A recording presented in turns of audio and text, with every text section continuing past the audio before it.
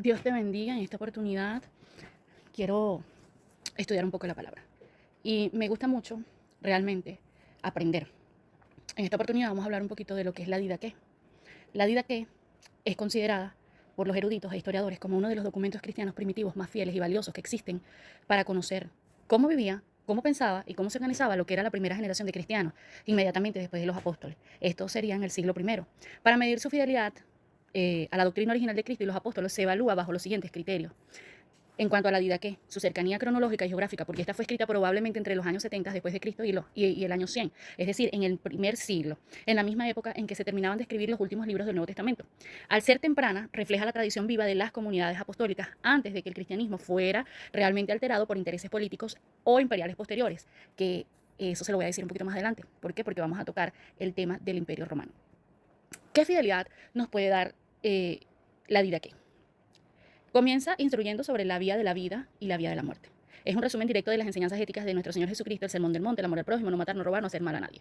No contiene los dogmas complejos, la filosofía griega, ni las jerarquías eclesiásticas pesadas de la iglesia institucional que se inventaron después o siglos después.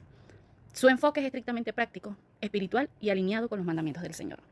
Yo quisiera ponerle de título a esta enseñanza o este estudio es querer saber quién tiene la verdad y querer saber de la verdad, guiándonos por el libro de Juan capítulo 14, verso 6, donde la verdad es Cristo, son dos cosas totalmente diferentes. No podemos manejar una información de querer saber quién tiene la verdad para justificar estructuras religiosas y dejar a un lado querer saber de la verdad, que es Cristo Jesús, para seguir sus mandamientos, para vivirlos, para practicarlos y para hacerlos, que es lo mismo resumido en tres conceptos, en tres sinónimos diferentes. Entonces, es muy claro y es algo que vengo estudiando hace rato, que nosotros, como seres humanos, creados por un Dios todopoderoso, debemos enfocarnos cada día en querer saber de la verdad y no querer saber quién tiene la verdad, porque la verdad la tiene Dios. No la tienen estructuras humanas, no las tienen estructuras políticas, no las tienen estructuras religiosas, la tiene Dios. Y Cristo es la verdad. Entonces, en Él tenemos que basarnos. Yo decía en estos días en una oración, Señor, quiero ser una rama verde, una rama alimentada por ti. No quiero ser una rama seca, quiero ser una rama que da frutos. ¿Y por qué? Porque el Señor Jesús es el árbol. Y cuando nosotros estamos en Él, empezamos a dar esos frutos que Él quiere. Y esos frutos son los que hablan acerca de nuestra vida en Cristo Jesús. Esos frutos son los que dicen que si nosotros estamos queriendo saber de la verdad que es Cristo y no queriendo saber quién la tiene, porque aquí en la tierra nadie la tiene, la verdad es Cristo.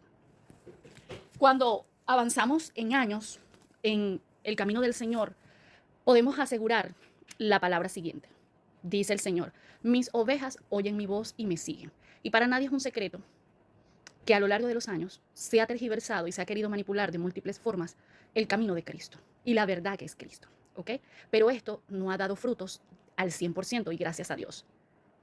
Volvemos al pasaje. Mis ovejas oyen mi voz y me siguen. ¿De qué me tengo que preocupar yo como persona? De oír la voz de Dios, de saber si realmente yo estoy oyendo al Maestro, no a nadie más, no a mi lógica, no a mi sabiduría humana, no a la gente que manifiesta tener la verdad, no, sino oír realmente la voz del pastor.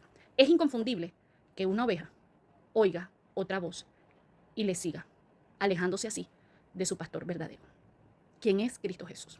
Sus mandamientos, sus obras y todo lo que Él enseñó es lo que sigue un ser humano que ha nacido de nuevo en Él. Los frutos son el resultado de un nuevo nacimiento. Nadie que enfatice tener la verdad con la boca y con sus hechos negarla puede decir que está en Él, porque sus frutos son los que demuestran quién es y quién no es.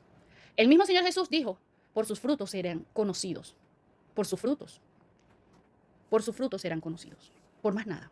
Entonces, vemos la Didaqué, vemos los rollos del Mar Muerto, de las cuevas de Qumran, que son textos originales, hay el códice, textos originales de lo que escribieron los apóstoles. Entonces, es importante, vámonos a estudiar a través de la Biblia hebrea o de los manuscritos hebreos originales y de los griegos. ¿Por qué? Sabemos exactamente que la Biblia que hoy nosotros usamos es un poco, tiene ciertos errores de forma, o sea, de escritura. Y la Biblia tenemos que estudiarla, vamos a decirlo así, con los originales, ¿ok? Con el hebreo, con el griego. Y comparar, porque hay palabras exactamente que dicen, cambia como el adjetivo, vamos a decirlo. El adjetivo, ¿en qué tiempo estaba diciéndose eso? Está algunas cambiantes, no sé si me explico. Es necesario que nosotros entendamos todas estas cosas. Cuando llegas a un tiempo en el camino del Señor, tu preocupación realmente es por permanecer en Cristo, que es la verdad, y no por tener contiendas sin sentidos, defendiendo estructuras humanas, políticas, religiosas, que se inventó el hombre para dominar a una sociedad. Nos vamos a ir más adelante porque hay muchísimas cosas aquí que quiero decir en este audio. Sin embargo, va a ser un poquito largo, ya vamos por los 9 minutos. Mira, para nadie es un secreto, que el enemigo, usando instituciones creadas por el hombre para tratar de deshacer la doctrina del Señor a través de todas estas cosas, se mantenga posicionado como hasta el día de hoy, aunque hasta el día de hoy abiertamente ya no les importa demostrar que les sirven directamente a Satanás. Y ya no necesitan la estructura religiosa en este tiempo, solamente ellos se hacen notar quién es su líder. Y eso lo vemos en conciertos, los vemos vamos a decirlo así, en asambleas religiosas y en todo tipo. Y aquí yo no estoy defendiendo ninguna doctrina de hombre, llámese protestante o llámese de otra índole. No estoy defendiendo eso. Mi defensa es como está escrito en el libro de Primera de Pedro 3:19, que dice, 3:15, que dice, estás siempre preparados para presentar defensa con mansedumbre y reverencia ante todo el que os demande razón de la esperanza que hay en vosotros. Amén. Entonces, corté el audio un momentico para seguir.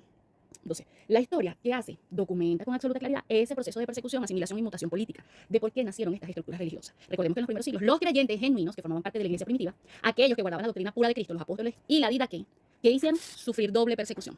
Primero por parte del imperio romano pagano, porque estos se negaban a adorar al César. Y como ejemplo tenemos a nuestra hermana Perpetua, hija de romanos, pero convertida al cristianismo, y terminó donde en el Coliseo romano entregada a las bestias. Y como no moría a manos de las bestias, la terminaron matando a espada. Junto a ella, un sinfín de creyentes. Y posteriormente, de forma más siniestra, por parte de lo que es la maquinaria imperial cristianizada, por ejemplo, cuando los emperadores se dieron cuenta de que la sangre de los mártires solo multiplicaba a los creyentes. Es decir, ellos querían desaparecer el cristianismo, pero como veían que las muertes de los cristianos se hacían patentes, vamos a decirlo como Pablo, en todo el pretorio, ¿qué hicieron? Cambiaron de estrategias. Decidieron institucionalizar lo que era la fe, cooptarla y transformarla en la religión oficial del Estado. Y ahí nace lo que ustedes ya ven, toda esta estructura religiosa que hoy domina. Recuerden que el imperio romano tenía subyugado al pueblo de Israel y a muchos otros pueblos, porque todos tenían que someterse al César.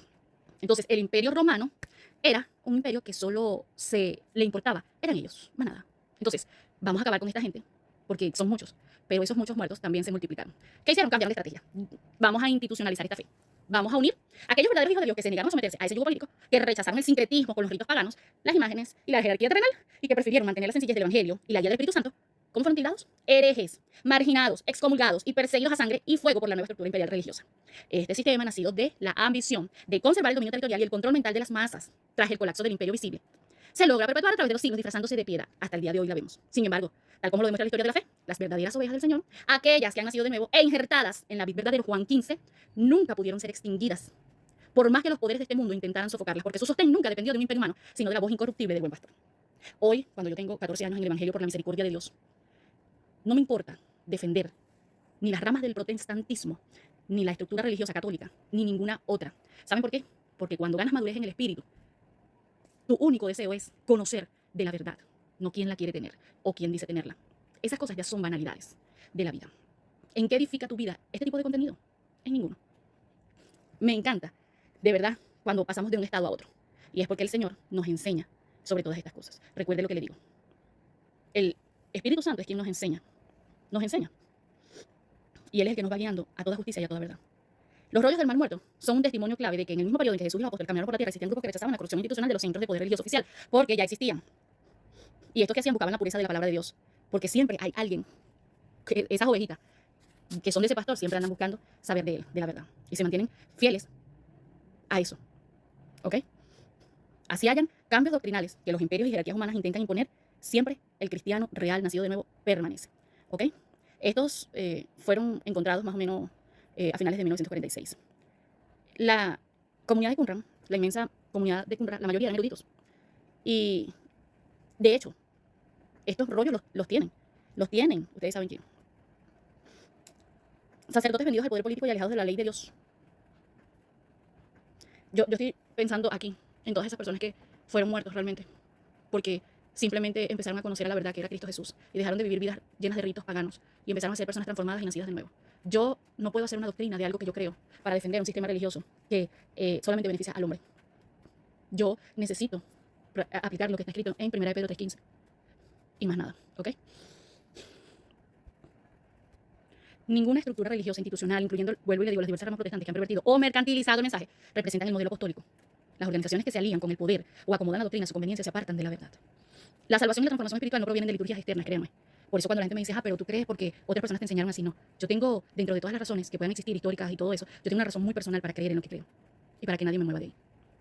Es una razón muy, muy personal. El verdadero cristiano se tiene que identificar de forma inconfundible por la voz del buen pastor y la manifestación genuina de los frutos del Espíritu en su vida, al margen de cualquier membrete humano. Hay mucha gente que dice estar en la verdad, pero sus actitudes no son de una persona que ha oído la voz de Cristo. No son. Simplemente son pañitos de agua caliente. Una producción de frutos en el Espíritu proviene exclusivamente de una relación viva con Dios y no de repeticiones de ritos externos, de liturgias o la afiliación a un sistema religioso institucional. La salvación y la regeneración espiritual no son el resultado de pertenecer a una estructura jerárquica terrenal, sino de la obra soberana del Espíritu Santo en aquel que se vuelve a Cristo con fe sincera. Por lo tanto, cualquier sistema que sustituya esa obra, transformadora de la gracia por mandatos, tradiciones y ceremonias de origen humano, se aleja del verdadero evangelio predicado por Cristo y los apóstoles. Entonces, ¿qué tenemos que hacer nosotros?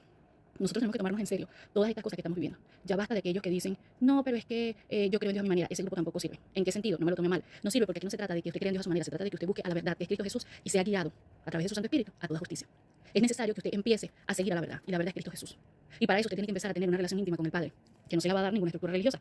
¿Ok? Entonces, la brújula del creyente no es la aprobación de las masas ni la corriente de las instituciones religiosas del mundo, sino del reconocimiento directo de la voz de Cristo. Juan 10:27. Mis ovejas oyen mi voz. Mire, hay mucha gente, no, yo tengo la verdad, yo tengo la verdad, yo tengo la verdad. Y en aquel día, mucha gente le va a decir al Señor, ay Señor, en tu nombre eché demonios afuera, en tu nombre sanamos enfermos. Y el Señor le va a decir, no todo el que me dice Señor, Señor entrará al reino de los cielos, sino el que hace la voluntad de mi Padre que está en los cielos. Por su fruto los conoceréis. O le va a decir, apartados de mí, nunca los conocí. Nunca los conocí. Entonces, la unión con Cristo no depende de pertenecer a una organización global o un concilio o una estructura jerárquica terrenal, sino de la regeneración espiritual lograda por el Espíritu Santo. Porque esto es un nexo de fe viva. Y yo necesito que usted entienda que por años la comercialización de la fe, el legalismo, la creación de denominaciones que adaptan la palabra a la conveniencia de los tiempos, no es una verdad. El apóstol Pablo ya advertía de las iglesias o a las iglesias de su época sobre el peligro de recibir otro evangelio. 2 Corintios 11:4, y lo vemos también en el libro de Gálatas. Mire, puede venir hasta el mismo Satanás, que el Señor lo reprenda en el nombre de Jesús, a decirle de otro evangelio de Cristo. Y le va a sacar texto, porque se conoce la Biblia, y le va a sacar textos y textos y textos y textos, que a simple vista y sin un discernimiento espiritual del mismo Espíritu Santo, usted va a decir, oh sí, este tiene razón. Cuando creemos en hombres, cualquier hombre que maneje argumentos mejores que otros, estos los van a hacer, como dice la palabra, como una palmera, cuando es arrastrada por el viento de un lado a otro. Influctuantes, o fluctuantes, mejor dicho, inconstantes. Va a ser de aquí para allá y de allá para acá, porque no tiene una base sólida. Su base realmente no es la verdad que es Cristo, sino una estructura religiosa.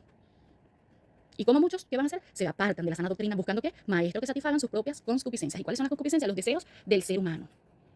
Esos son. Entonces, estudiemos a la luz de los textos originales y de la doctrina de Cristo y de la doctrina de los apóstoles. Estudiemos a raíz o a través de esto. Es lo mejor. Porque así nadie lo va a engañar. Nadie. Sabemos exactamente que el Imperio Romano necesitaba seguir dominando. Y como estaba como medio desapareciéndose, ellos le dieron cuerpo y forma a esta estructura religiosa, que fue una fusión de poder político con sincretismo religioso. Un sincretismo que unió lo que era filosofías humanas o ideologías mundanas con una cierta verdad para agradar a quién, a las masas, para tenerlos contentos, pues. Y así Roma estaba contenta y todos estaban contentos. Y hasta el día de hoy mucha gente está contenta con esa mentira. Porque fue un engaño sutil. El Nuevo Testamento a nosotros nos advierte de forma categórica de que la falsificación de la verdad no suele manifestarse como algo abiertamente repulsivo, porque la gente lo rechazaría. Vino disfrazado de justicia, de piedad o autoridad espiritual. Y no es maravilla, dice Pablo, que el mismo Satanás se disfraza como ángel de luz, así que no es extraño si también sus ministros se disfrazan como ministros de justicia, cuyo fin será conforme a sus obras.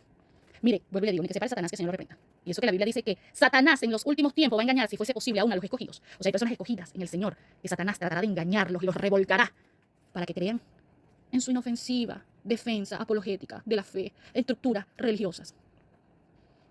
Cuando las estructuras religiosas de cualquier época, ya sea el legalismo farisaico, antiguo, los sistemas jerárquicos posteriores que imponen cargas de tradiciones humanas y dogmas políticos, repiten el mismo patrón, intentan gobernar la conciencia del hombre mediante mandatos terrenales, apartándolos de la libertad y la verdad pura que Cristo y los apóstoles predicaron. Entonces, aquí no se trata de que, ay, eres arrogante cuando mantienes una posición firme en lo que tú has creído. Porque vuelvo y les digo, no se trata de una razón, de que alguien la enseñe. No, se trata de una razón personal. ¿Por qué? Porque creemos en lo que creemos. ¿A quién seguimos? A Cristo. A Cristo seguimos. Y en Él confiamos. Esto no es de ahorita. El enemigo toda su vida ha querido acabar la fe cristiana. Entonces, párese firme. ¿Para qué? Usted no sea de esos escogidos que el diablo quiere engañar. No defienda posiciones humanas. Defienda su fe en Cristo Jesús, su esperanza.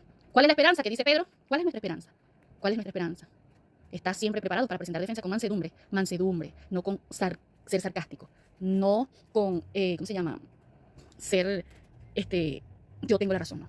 Se trata con mansedumbre, con tranquilidad, con respeto. Defender la esperanza que nosotros tenemos. ¿Cuál es la esperanza? Que nosotros tenemos dentro la promesa que el Señor nos hizo, donde pasaremos un tiempo eterno a su lado, en un lugar donde no habrá sufrimiento de ninguna manera, y de poder disfrutar del Señor en una relación sana, desde la purificación y la limpieza de la naturaleza incorruptible. ¿No es acaso esa nuestra esperanza? Deje a un lado todo aquello de lo que Cristo no habló, de lo que Cristo no defendió, y de lo que Cristo no hizo ni avaló.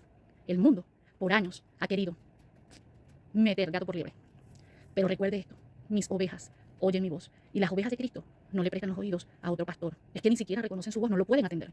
El que no es de Cristo, no es oveja de Cristo, ese oye la voz de cualquier pastor charlatán que se pare por ahí. Y cuando hablo de pastor, no estoy hablando específicamente de un hombre llamado pastor, haciendo alusión a los pastores de rebaños de ovejas, sino al Cristo mismo, identificado como pastor.